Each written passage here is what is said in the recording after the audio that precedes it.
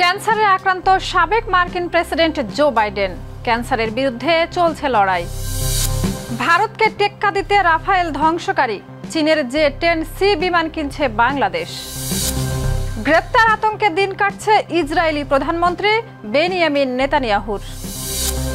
মধ্যপ্রাচ্যে আর ক্ষমতা দেখাতে পারবে না আমেরিকা, ইসরায়েলকে একা ফেলে পালিয়ে যাচ্ছে আমেরিকা।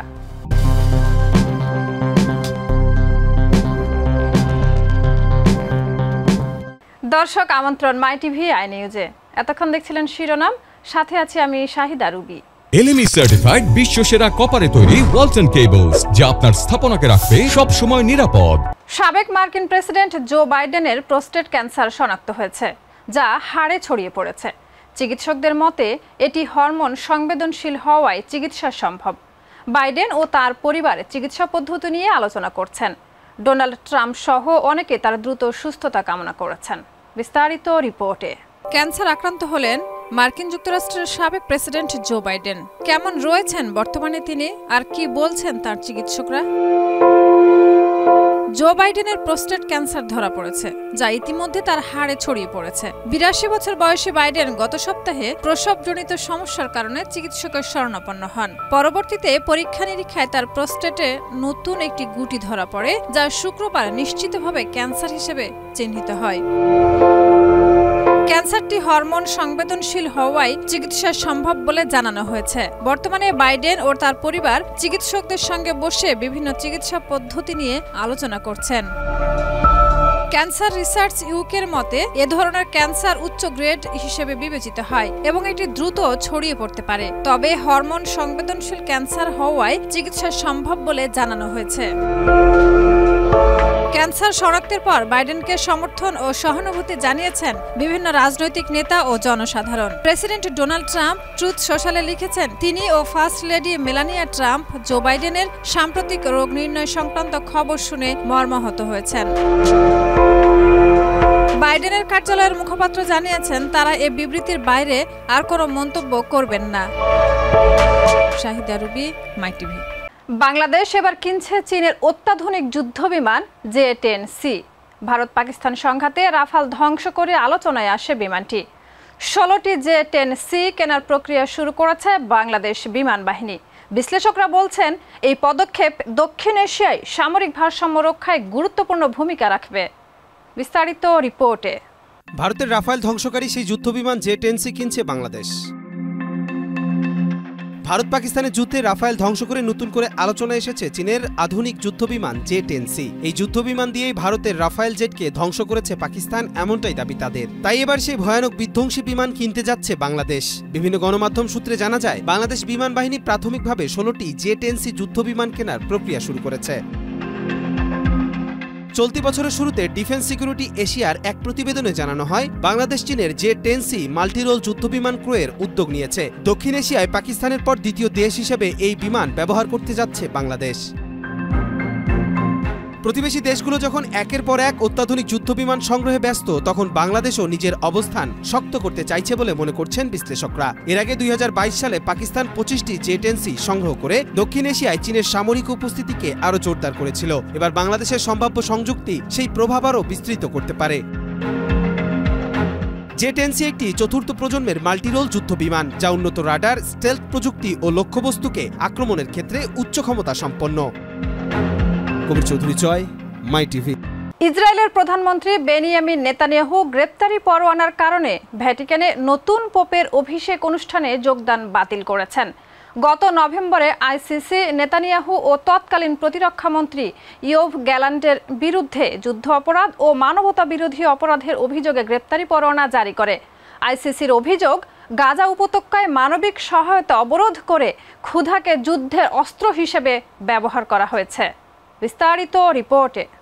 দ্রুতই গ্রেপ্তার হতে যাচ্ছেন ইসরায়েলের বর্বর শাসক বেনিয়ামিন নেতানিয়াহু। এমন তথ্যের পাশাপাশি উঠে এসেছে গ্রেপ্তার আতঙ্কে দিন কাটছে এই দখলদার শাসকের। সত্যিই কি তাহলে গাজায় বর্বর হামলা চালানোর দায়ে অবশেষে কারাভোগ করবে নেতানিয়াহু?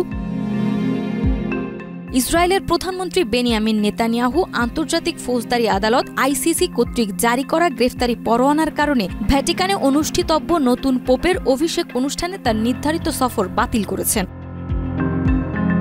2024 সালের নভেম্বরে আইসিসি নেতানিয়াহু ও তৎকালীন প্রতিরক্ষামন্ত্রী ইয়োভ গ্যালেন্টের বিরুদ্ধে গাজা উপত্যকায় যুদ্ধাপরাধ ও মানবতা বিরোধী অপরাধের অভিযোগে গ্রেফতারি পরোয়ানা জারি করে। আদালতের অভিযোগ, গাজায় মানবিক সহায়তা অবরুদ্ধ করে ক্ষুধাকে যুদ্ধের একটি অস্ত্র হিসেবে ব্যবহার করা হয়েছে, যা আন্তর্জাতিক মানবাধিকার আইনে সুস্পষ্ট লঙ্ঘন।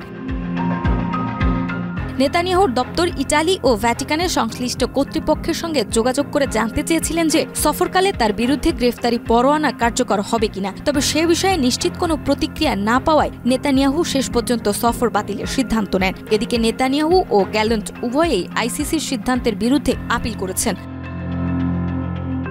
নেতানিয়াহুর এই সফর বাতিল আন্তর্জাতিক অঙ্গনে আইসিসির ক্ষমতা, কার্যকারিতা ও আন্তর্জাতিক অপরাধ বিচারের ভবিষ্যৎ নিয়ে নতুন করে বিতর্কের জন্ম দিয়েছে। বিভিন্ন দেশ, আন্তর্জাতিক সংস্থা ও মানবাধিকার সংগঠন এই বিষয়ে নিজেদের অবস্থান স্পষ্ট করছে।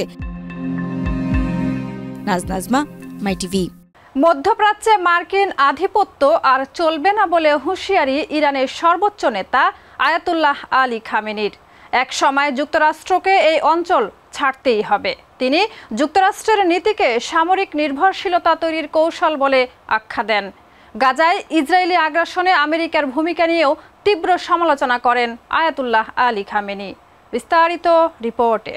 মধ্যপ্রাচ্যে আর যুক্তরাষ্ট্র প্রভাব খাটাতে পারবে না বলে হুঁশিয়ারি দিয়েছেন ইরানের সর্বোচ্চ ধর্মীয় নেতা আয়াতুল্লাহ আলী খামেনি। তেহরানে এক বক্তব্যে তিনি বলেন, আমেরিকাকে একসময় এই অঞ্চল ছাড়তেই হবে, কারণ এখানকার মানুষ এখনও আরও বেশি রাজনৈতিকভাবে সচেতন ও প্রতিরোধে প্রস্তুত। সম্প্রতি প্রেসিডেন্ট ডোনাল্ড ট্রাম্পের মধ্যপ্রাচ্য সফর নিয়ে ক্ষোভ প্রকাশ করে খামেনি বলেন, যুক্তরাষ্ট্র এই অঞ্চলের দেশগুলোকে সামরিক নির্ভরতায় আবদ্ধ করে রাখতে চায়, তবে স্থানীয় শক্তির উত্থান ও জনতার প্রতিরোধেই শেষ পর্যন্ত আমেরিকাকে বিতাড়িত করবে। ট্রাম্পের সফরে সৌদি আরব, কাতার, আমিরাতের সঙ্গে বড় অঙ্কের অস্ত্র ও বাণিজ্য চুক্তি হয়। সফরের সময় তিনি ইরানের বিরুদ্ধে কড়া ভাষায় কথা বলেন, তেল রপ্তানি থামিয়ে দেওয়ারও হুমকি দেন। খামেনি এসব মন্তব্যকে অসম্মানজনক ও লজ্জাজনক উল্লেখ করে বলেন, এর জবাব দেওয়ার প্রয়োজনও নেই। গাজায় ইসরায়েলি হামলাও সেখানে যুক্তরাষ্ট্রের সমর্থনের কঠোর সমালোচনা করে খামেনি বলেন, শান্তির কথা বললে ওয়াশিংটন আসলে আগুন ছড়াচ্ছে এবং সন্ত্রাসে পৃষ্ঠপোষকতা দিচ্ছে। তিনি ইসরায়েলকে আখ্যা দেন এই অঞ্চলের অস্থিরতার মূল ক্যান্সার হিসেবে। এই শাসন ব্যবস্থাকে নির্মূল করতেই হবে বলে তিনি হুঁশিয়ারি দেন। শিক্ষা খাতে বিনিয়োগকে তিনি জাতির ভবিষ্যতের ভিত্তি বলেও উল্লেখ করেন। কবির চৌধুরী, জয়, মাইটিভি। রেড সিতে হুথিদের ধারাবাহিক ড্রোন ও ক্ষেপণাস্ত্র হামলার মুখে যুক্তরাষ্ট্র তাদের বিমানবাহী রণতরী ইউএসএস হ্যারি এস ট্রুম্যান সরিয়ে নিচ্ছে। ওমানের মধ্যস্থতায় হুথিদের সঙ্গে যুক্তরাষ্ট্রের একটি সমঝোতা হয়েছে, যার ফলে মার্কিন জাহাজ চলাচলে বাধা না দেওয়ার শর্তে যুক্তরাষ্ট্র ইয়েমেনে সামরিক অভিযান বন্ধ করবে। এতে সবচেয়ে বিপদে পড়েছে ইসরায়েল, কারণ মার্কিন রণতরী না থাকায় হুথি হামলার মুখে এখন তারা একা। বিস্তারিত থাকছে রিপোর্টে। একের পর এক হুতি হামলায় ইসরায়েলকে রেখেই পালাতে বাধ্য হলেন শক্তিধর দেশ যুক্তরাষ্ট্র। বন্ধু দেশ যুক্তরাষ্ট্রকে ছাড়া এবার কি করবে ইসরায়েল? রেড সিতে হুতি যোদ্ধাদের টানা ক্ষেপণাস্ত্র ও ড্রোন হামলার মুখে পড়ে যুক্তরাষ্ট্র তাদের বিমানবাহী রণতরী ইউএস হ্যারি এস ট্রুম্যানকে অঞ্চল থেকে সরিয়ে নিচ্ছে। প্রেস টিভি ও আল জাজিরা সূত্রে জানা গেছে, ওমানের মধ্যস্থতায় হুতিদের সঙ্গে একটি সমঝোতায় পৌঁছেছে যুক্তরাষ্ট্র। চুক্তির আওতায় হুতিরা রেড সিতে মার্কিন জাহাজ চলাচলে বাধা দেবে না, আর যুক্তরাষ্ট্র ইয়েমেনে সামরিক অভিযান বন্ধ করবে।